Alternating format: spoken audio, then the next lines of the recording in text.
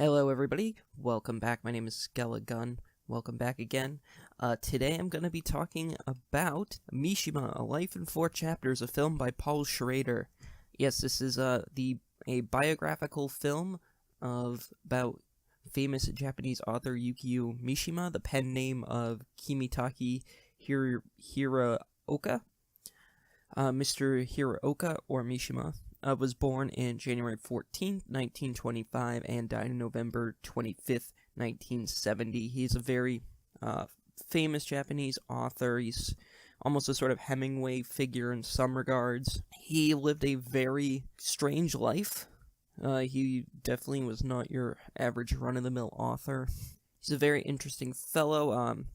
So my experience with Mishima is the circumstances of his death are pretty famous. I remember seeing a thing about it on the History Channel years ago, not really thinking like, wow, that's kind of weird. And after that, it kind of didn't really think too much about him for years and years. I recently been getting into fitness, been working out, been eating healthy, lost a ton of weight, and I'm a big 4chan user, say what you will, and sort of Yukio Mishima is sort of regarded as one of the patron saints of the fitness board on 4chan, because he apparently writes quite a bit about fitness. That got me kind of looking into him. You look at some of those pictures of the dude, he was absolutely shredded. The dude was, jacked as hell. So, anyway, so I've been kind of, learning about him. And, it's starting to do these movie reviews. It's a fun outlet for me, I think. It gives me something to do in some of my spare time, which I have a little bit of on the weekdays. So I was looking up Criterion Collection films, because I'm a big fan of the Criterion company. They make these really great special editions that have tons of features. The first one I ever got was Videodrome, because Videodrome is one of my absolute all-time favorite movies. So anyways, I was looking at their list of movies coming out, and I saw, oh hey, we've got a Mishima, A Life in Four Chapters. So I was like, hey, that's relevant to my interest, so I pre-ordered it on Amazon. To get myself kind of prepared, I decided to read one of his books. I just recently finished reading Spring Snow, which is the first book in his Sea of Fertility tetralogy. So yeah, let's talk about the back of the case here. So, the Criterion Collection, a continuing series of important classics in contemporary films, presents Mishima, A Life in Four Chapters, a film by Paul Schrader. Paul Schrader's visually stunning collage-like portrait of the acclaimed Japanese author and playwright Yukio Mishima, played by Ken Ogata, investigates the inner turmoil and contradictions of a man who attempted the impossible task of finding harmony among self, art, and society. Taking place on the last day of Mishima's life, when he famously committed public seppuku, this film is punctuated by extended flashbacks to the writer's past, as well as gloriously stylized evocations of his fictional works.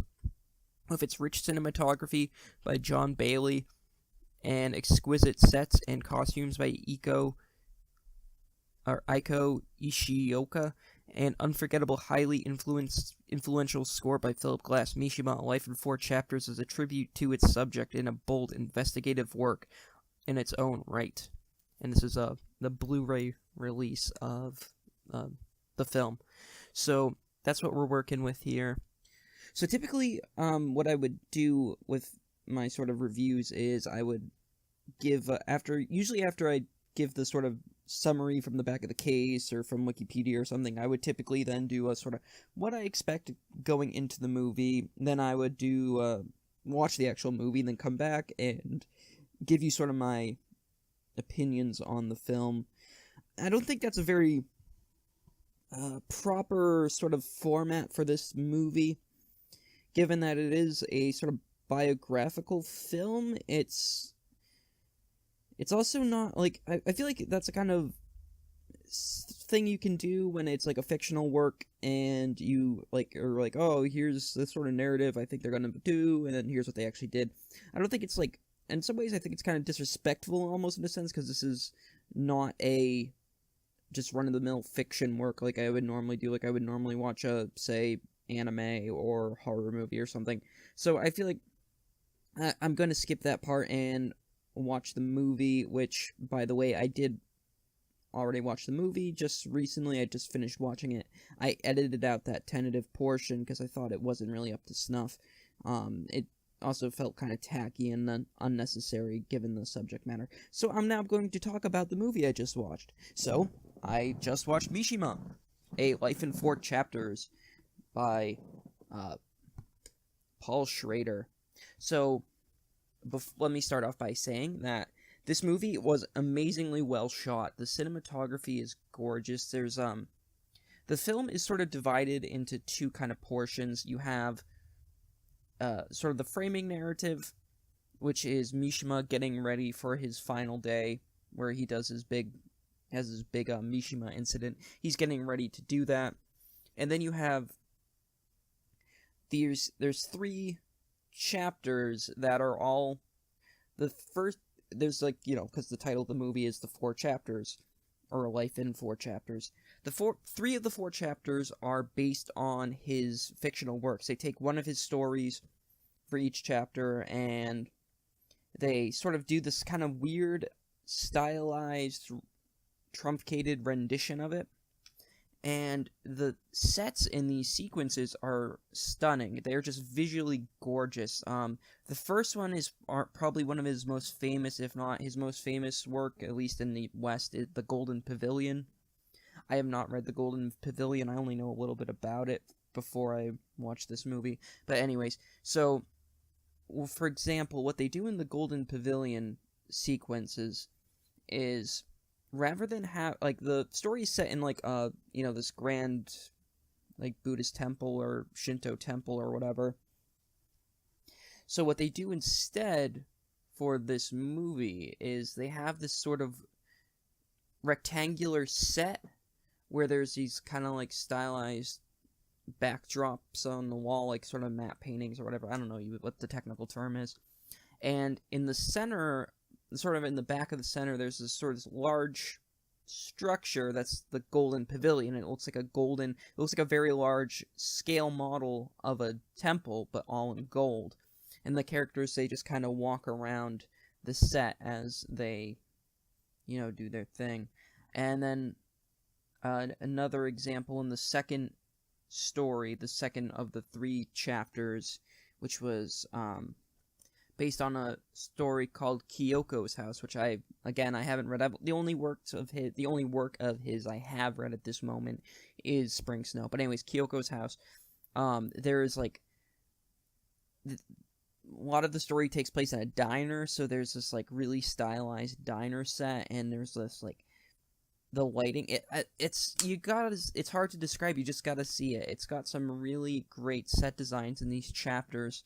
The third chapter is based on a story called Wild Horses, which, honestly, I think I'm going to go read as soon as I finish the current book I'm reading, which is Hellstrom's Hive by Frank Herbert. Wild Horses seems to be a very political book, and I think that'll be a nice change of pace from the last book I read of his, which was largely a sort of doomed romance novel, which seems to be also the theme in Kyoko's House. But anyways, so visually this is a stunning film. The music also is fantastic. It really comes through in the end, especially when it's building up to that final moment before Mishima takes his life. I mean, that's the historical thing he does. Right as he's building up to it, they just have this increasingly, louder drum beat, and it's just boom, boom, boom, boom, and you're it's really tense. You're oh, don't do it, but he does it anyways, and you don't want him to. Anyways, so this is just a feast for the eyes, and the ears.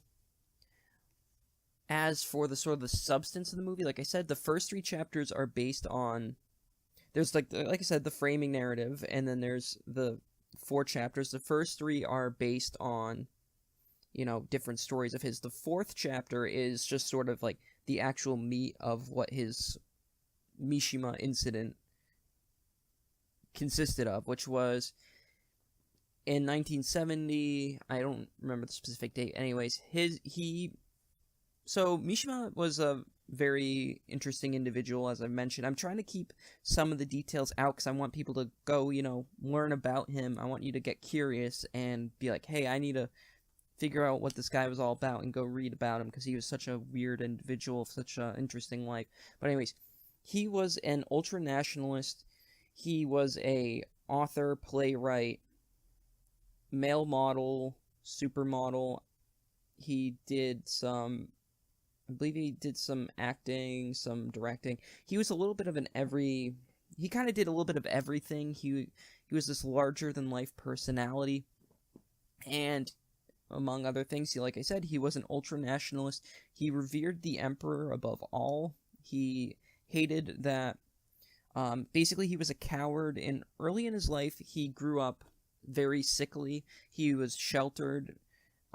He lived a very protected lifestyle. His family were members of the elite, and being a sickly child, they coddled him. They treated him like he was, a delicate flower, and he grew to resent this. He grew to admire sort of ultra masculinity. He became this later in life, he became this sort of super buff guy, even though he did pursue a career that many consider to be effeminate, which was being a poetry writer and also a fictional writer and a stage writer. His family at first objected to this. His father thought that this was sort of, effeminate homosexual behavior. The irony being that, well, Mishima was in fact a homosexual, but he wasn't very effeminate. He was actually would grow up to be a sort of hyper masculine, muscular dude who valued military might and physical prowess above all else. So anyways, during World War II, he was called up for the draft, and this was before he became the sort of buff, tough guy persona.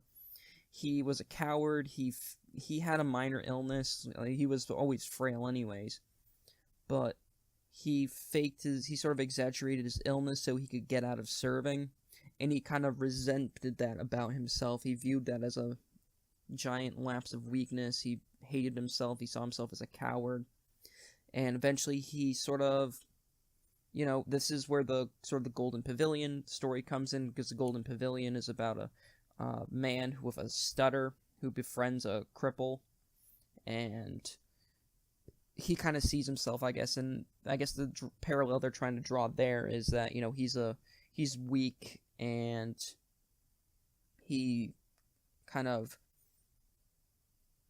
full of self-loathing, and he wants to pursue this destructive path, because in the Golden Pavilion, the sort of main character ends up burning down the titular, I don't know how you pronounce that word, temple, the Golden Pavilion, much like how he had a very sort of suicidal impulse. He wanted to serve in the military, but he was afraid. Sort of themes of suicide and masochism and sadism, those are reoccurring themes throughout his work, from what I understand, and he even showed a little bit in Spring Snow, but from what I understand, Spring Snow is also one of his most tame works. So anyways, the second story that you're introduced to is Kyoko's House, which is about a young man whose mother owns a cafe. She can't afford to pay the bills, so this loan shark company starts sending people after her. Her son is sort of this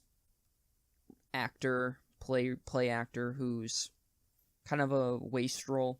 He's not really into very much. He decides to get into bodybuilding, and one day he goes to meet the woman who's in charge of collecting the debt from his his mother, and the woman is like, hey, you're pretty handsome, I'll be willing to let your mother's bill go, but you gotta, enter into this sort of weird sadomasochistic sexual relationship with me.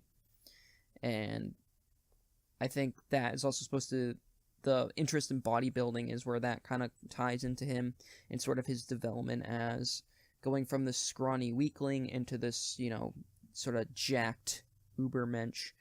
And the third story that they talk about is Wild Horses, which is about sort of a Japanese cadet in the army who leads a group of young idealistic soldiers with the goal of assassinating these key figures so that they can topple the sort of capitalist regime that rules over Japan and return it to imperial glory.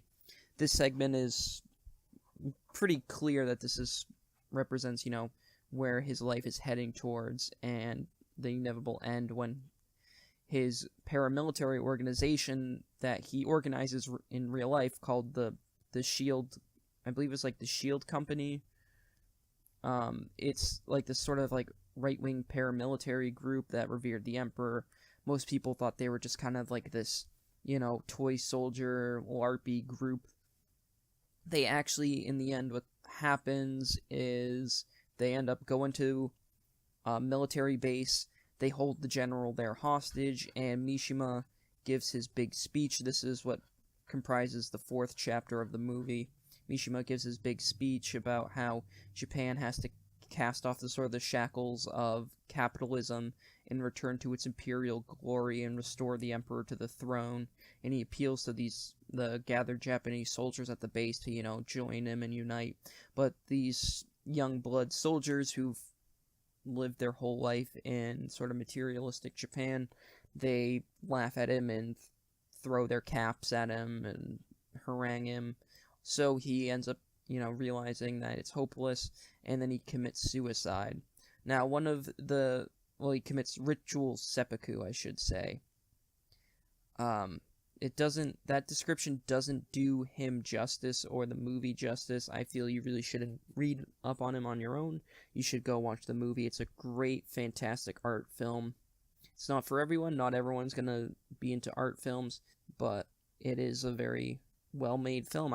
I recommend it highly. Now, it does touch on a lot of themes. This film's very controversial. In Japan, there's sort of a soft ban on the film. It's never been shown. I don't think it's ever been shown in theaters over there. There's a lot of pressure from Yukio's wife, and also from his loyalists who still, follow his ideals even after he died. They did not want this film to be made, and his wife in particular objected to the,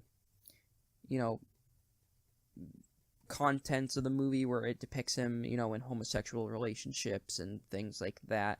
But he was, I guess, I don't know if you could say maybe he was bisexual, but it is obvious from his personal writings and from his history that he was a gay man, and he, enjoyed the company of men. But he was married, as, maybe he did love her. I don't know. I don't know much about that aspect of his life. He's a very interesting figure. There's a lot to learn about the guy. One particular interesting scene in this movie that I'd love to read more about is in the late 60s. I believe it was Tokyo University. There was, student protests, as there was in much of the world in the 60s, and they sort of took over the campus, and they invited him to speak, to be like, hey, he's this sort of nationalist guy, and we're a bunch of, dirty commies, and we're gonna, invite him here to a debate, and we're gonna, insult him and stuff. And he gets there, and he's like, hey, you guys hate capitalism, I hate capitalism, why don't we, team up and worship the emperor together? And they all just kind of, like, look at him like, is this guy serious? Like, he doesn't seem like he genuinely, I don't know if maybe he genuinely believed that there was reconcilable differences between the two, but I don't know. I've seen this kind of discourse play out online from both sides nowadays, where people will be like, hey, we both hate capitalism, why don't we team up? But it's like, I don't know, there's more to it than just economics, I guess. But anyways, he's a very complex individual, very complex life. Mishima, A Life in 4 Chapters, a film by Paul Schrader, is a fantastic film. I can't stress this enough. Even if you just want a well-shot movie with just these wonderful sort of surrealistic, like, renditions and, like, sets and things, it's just fantastic film. Well acted, well directed. Just, I can't recommend it enough. It's a good film. Go read about the man yourself. Go read some of his works.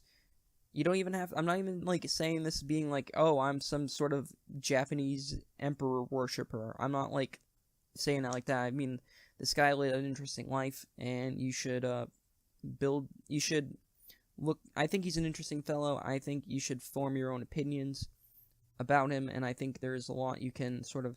I must say, I've only read translated versions because I don't read Japanese, but from what I've read, the one book I read by him is a very good book, and I don't normally like romance stories or romance subplots, but it was a book that I thought handled romance very well. That was Spring Snow. Recommend it. This is a fantastic film about a man who really tried to live by his art and died by his art. And it's a man who he laid out all this ahead of time in his writing, and he lived it out. If you read his books, you can see that this is where his life is heading, and you're kind of left wondering if this was the inevitable outcome of his life, or if he intentionally led himself down this path. As if he was fated for this, or he chose this fate. I happen to believe he chose this fate. I think he was very much wrapped up in aesthetics and narrative, and I think he wanted to live and he wanted to die as his art. And his art was very morbid, very much focused on sort of the fleeting of youth and how beauty was not eternal, beauty is a temporary state, and he wanted to die while he still saw himself as beautiful. I almost have to wonder if his death was actually for the Emperor as he said it was, or if it was for the idea of the Emperor. The idea of dying for the Emperor, if that was just performance art on a grand scale. I think in some ways his death was ultimately an act of performance, and I think that's what makes him such an interesting figure. But that's about all. I gotta just say, man, go check out this movie. You'll enjoy it. I don't want to go too deep into detail. Just watch the movie. Go do it. What are you doing? Just go watch it right now. Thank you so much. Have a great night, and I will do another one of these soon, hopefully. Have a good one. Bye.